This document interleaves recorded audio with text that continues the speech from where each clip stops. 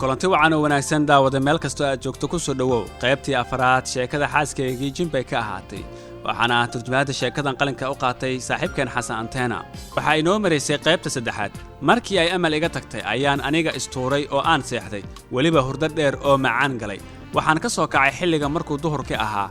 waan qubaystay kadibna waan quraacday waxaan guriga nala joogtay habaryartay oo booqasho noogu timid habaryartay waxay bilowday inay nooga sheekayso qaar ka mid ah qisooyinkii jiniga waxaana aniga ahaa mid si degan u dhagaysto waa intaasoo aan khibrad yar ka kororsadee inkastoo aan dhowr mar weydiiyey su'aalo dadka qaar ila yaabeen waxaana mar weydiiyey xiriirka ka dhaxeeya insiga iyo jiniga habaryar markii ay naga tagtay ayay hooyo ii timid waxayna i weydiisay sababta aan sheekooyinka jiniga ihtimaamka intaan la eg u siinayo iyo sababta aan su'aalaha uga weydiinayo habaryar balse waxaan u sheegay in habaryar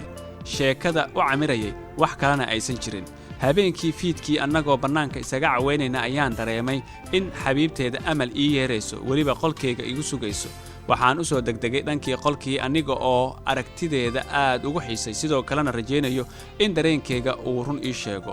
markii aan qolka soo galay ayaan arkay iyadoo qolkayga daaqadiisa ku fadhiso misane xidigaha eegayso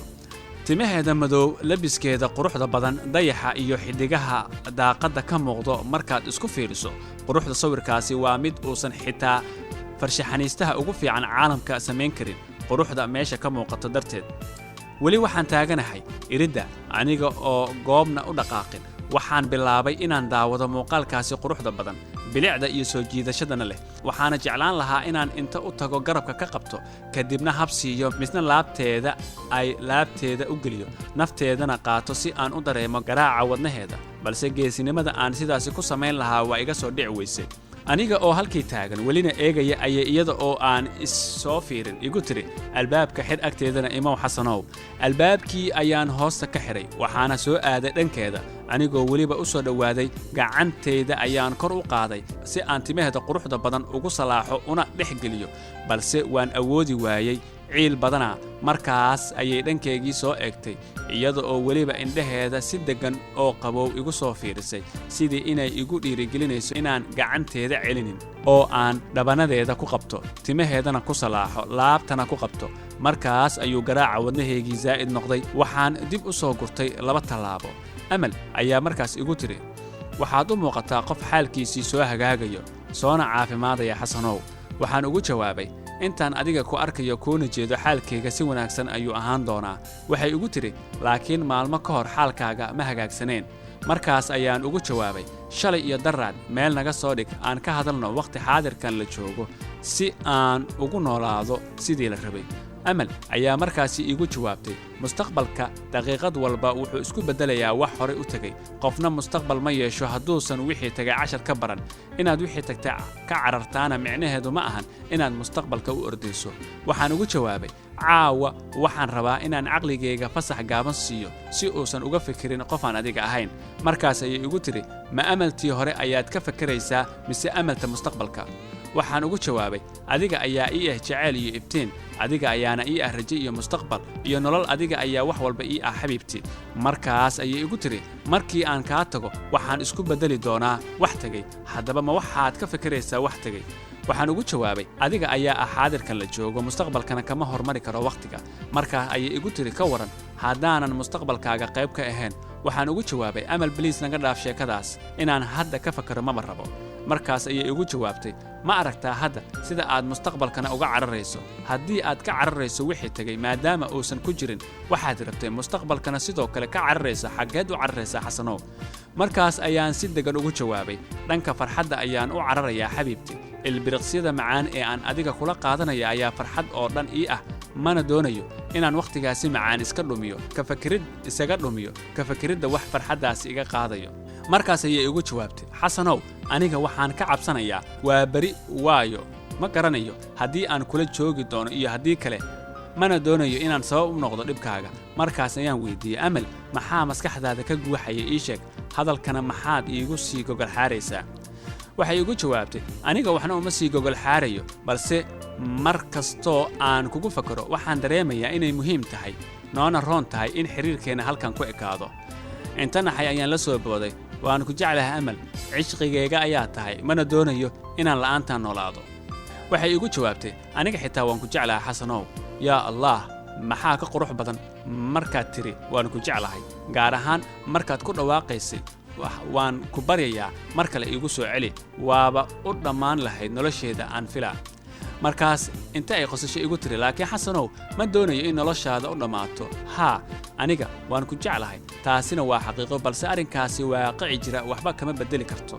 waxaadna ogaataa in jacaylkan uusan inoo keeni doonin waxaan ka ahayn cadaab iyo xanuun labada adduun ee aan ka soo kala jeedno suurtagalna ma aha inay naga aqbalaan markay hadalkaasi tiri ayaa durbo waxaa igu soo dhacay fikrad taasoo uu carabkayga degdeg u soo dafay anigoo ku dhahaya amal xabiibti ka waran haddaan isguursanno amal ayaa markaasi qosol la dhacday ilaa aan ka baqay in qosol dartiis la suuxdo siday u qoslaysay darteed sidaas oo ay tahay waxaan jeclaa in qosolkeeda sii wadato quruxda ka muuqata markii ay qoslaysa darteed markii ay qosolkeeda ka soo bogatay ayay inta neef qaadatay misna tiri ayay kadibna igu tiri ayadoo weli dhoola caddaynaysa mala socotaa waxaad ku hadashay xasanow oo afkaada ka soo baxaya waxaan ugu jawaabay dabcan haa sidee kula tahay haddaan isguursanno xoogaa yar ayay aamustay iyadoo isoo kurtay iyadoo la yaabtay dhiirigelintan iga muuqata kadibna waxay igu tiri runtii adiga waad waalan tahay xasanow waxaan ugu jawaabay waa runtaa oo jacaylkaaga ayaan ku waashay amal kadib xoogaa yar ayay fikirtay iyadoo gacmaheeda midna ay ku ciyaaraysay marada ay wadato halka midda kalena timaheeda ku dhex wareejinayso kadibna markii ay fikirkeedii dhammaysatay ayay igu tiri macquul ma aha fikraddan waxaad mooddaa inay ka soo tallaabtay dhammaan xuduudihii hor yaalay waxaan ugu jawaabay ku soo dhowow waalida amalee marba haddaad adiga ila joogtid markaas ayay si la yaab leh iyadoo ii soo fiirinaysa igu tiri sideed rabtaa inaad ii guursato xasanow waxaana dhex maray sheekadan waxaan kuu guursanayaa sida ay dadka isku guursadaan laakiin aniga dad ma ihi mana ka tirsan insaanka waxaan kugu guursanaa qaabka ay jinka isku guursadaan amal waxay tiri haddana laakiin adiga adduunkayga kama tirsanid xasan ayaa ugu jawaabay maxaad arrimahan isugu cakiraysa amaley waxay tiri adiga waalidaada ayaa arrimahan isku cakiraya aniga raali ayaan ka ahay inaan adduunkiina u soo dhunto oo kula kulmo mana ka hor imaan doono haddii xiriirkeena uu sii hormaro balse waa inuu ahaadaa mid ka fog waalida isku xirka ah guurka ayay kala jeedaa xasan ayaa yidhi amal laakiin waxaan doonayaa inaad ila joogtid weligaa amalna waxay ku jawaabtay ma waxaad u malaysaa haddaad i guursatid inaan weligay kula joogayo oo maxaa dhacay amal aniga ma ihi insaan aad milkiyaddiisa leedahay aniga waan ku jeclahay guurkayga micnihiisa ma ahan inaad haddii ay sidaasi tahay muxuu yahay micnihiisa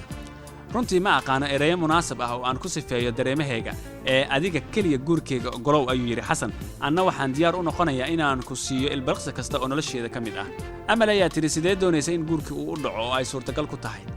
halkaasi markii ay sheekada maraysa ayaan xoogaa aamusay waayo waxaan ogahay in haddii bashar nahay guurkeena uu yahay nikaax meher markhaati iyo wixii la mid ah oo xitaa diimaha badankooda ayaa arrinkaasi ka siman balse sidee ku garan karaa dhaqanka iyo qaabka uu ku hirgelayo guurka jinniga amal ayaa markaasi u sharaxay waxna uga taabtay qaabka uu guurkeena ku dhaco balse waxaan u sheegay inaan wax fikrad ah ka haysan dhaqanka guurkooda markaas iyada inta dhoola cadaysa ayay ku tiri ma ogtahay xasanow runta haddaan kuu sheego afkaartaada iyo qaabka aad u fikiraysid waxaad mooddaa inay soo jiidanayso markii ay hadalkaasi tiri ayaan farxad la boodi gaaray waxaana dareemay in ay tani tahay bilowgii ogolaanshaheeda waxaana ku dhahay hadda adiga ma igu raacsan tahay markaas ayay si aad ah ii soo fiirisay iyadoona dhoola caddaynaysa kaftanna ka muuqato iyo cod farxad ku jirta igu tiri waa qamaar waali ka buuxdo waana macquul in maalin tijaabiyo si aan qoyskayga uga caraysiiyo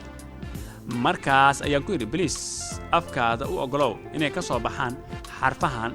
waan ogolahay hal mar u ogolow bishimahaada inay soo dhaafaan markaas ayaa amal waxa ay ku tiri daawada inta ay noo joogto qaybtii afraad intaanu ku kulmi doonno qaybta shanaad ee sheekadan xaaskayga jin bay ka ahaatay sidaas iyo nabadgelyo